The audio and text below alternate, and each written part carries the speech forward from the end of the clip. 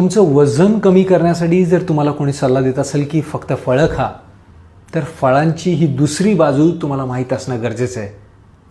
आणि त्यासाठी तुम्हाला माझ्या एका मित्राची ही स्टोरी देखील ऐकणं गरजेचं आहे.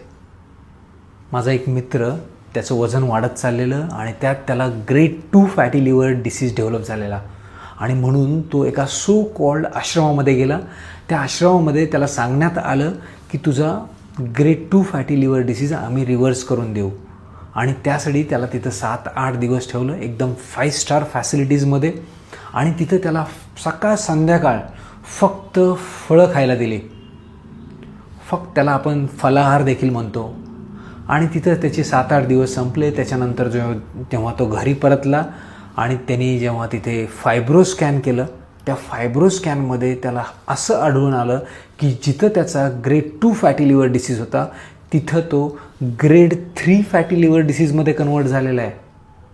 आत्तापर्यंत आपण फळांना हेल्दी समजत होतो, मात्र ही अतिरिक्त प्रमाणात खाल्लेली फळं त्याच्या लिव्हरला ग्रेड 2 वरून ग्रेड 3 फॅटी लिव्हर डिसीजमध्ये कन्वर्ट करून गेले. हे असं का झालं हे समजण्यासाठी हे सायन्स तुम्हाला सगळ्यांना समजणं गरजेचं आहे. ह्या सायन्समध्ये सगळ्यात पहिली गोष्ट म्हणजे आपल्या फळांमध्ये असलेलं फ्रुक्टोज. फळांमध्ये फ्रुक्टोज असतं आणि हे फ्रुक्टोजची मेटाबॉलिझम पूर्णपणे आपल्या लिव्हरमध्ये पार पडत असते. आणि ह्या लिव्हरमध्ये पार पडत असलेल्या मेटाबॉलिझममध्ये ही पूर्णपणे फ्रुक्टोकायनेज नावाच्या एका एन्झाईमवरती डिपेंड असते. आणि हे जे फ्रुक्टोकायनेज एन्झाईम आहे हे पूर्ण आपल्या फक्त लिव्हरमध्येच प्रेझेंट असतं.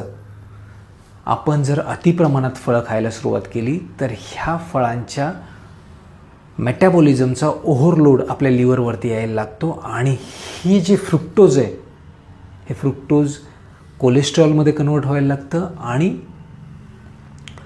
फॅट सेल्समध्ये कन्वर्ट व्हायला लागतं. आणि फॅट सेल्समध्ये जेव्हा कन्वर्ट व्हायला लागतं तेव्हा आपल्या लिव्हरला जर ग्रेड 1 फॅटी लिव्हर असेल तो ग्रेड 2मध्ये कन्वर्ट होऊ शकतो. ग्रेड 2मध्ये असेल तर तो ग्रेड 3मध्ये कन्वर्ट होऊ शकतो. ज्यांना फॅटी लिव्हर डिसीज नाही आहे त्यांना फॅटी लिव्हर डिसीज डेव्हलप होऊ शकतो. त्याच्या व्यतिरिक्त आपल्या कोलेस्ट्रॉल लेवल्स वाढायला लागतात आणि त्याच्यामुळं आपल्याला हायपर टेन्शन डेव्हलप होऊ शकतं. आपल्याला फॅटी लिव्हर डेव्हलप झाल्यामुळं आपल्याला इन्सुलिन रेजिस्टन्स डेव्हलप होऊ शकतो. आणि इन्सुलिन रेजिस्टन्स डेव्हलप झाल्यामुळं आपल्याला टाईप 2 डायबिटीज डेव्हलप होऊ शकतो. तसंच आपल्याला ही जे भूक लागते म्हणून आपण जर फळं खात असाल तर ह्या फळांमधलं फ्रुक्टोज आपल्या भुकेला सप्रेस करू शकत नाही. आणि त्यामुळं केलेल्या ओव्हर इटिंगमुळं देखील तुमचं फॅट पर्सेंटेज वाढायला लागतं, इनडायरेक्ट फॅट पर्सेंटेज वाढायला लागतं. तसंच आपलं युरिक ॲसिड देखील वाढू शकतं जर अतिरिक्त प्रमाणात तुम्ही फळांचं कन्झम्पशन केलं तर. त्यामुळंच कोणत्याही प्रकारचे सल्ले कोणी देत असेल तर त्याच्या मागचं सायन्स पहिल्यांदा त्या समोरच्या व्यक्तीला माहीत आहे का हे जाणून घेणं गरजेचं आहे.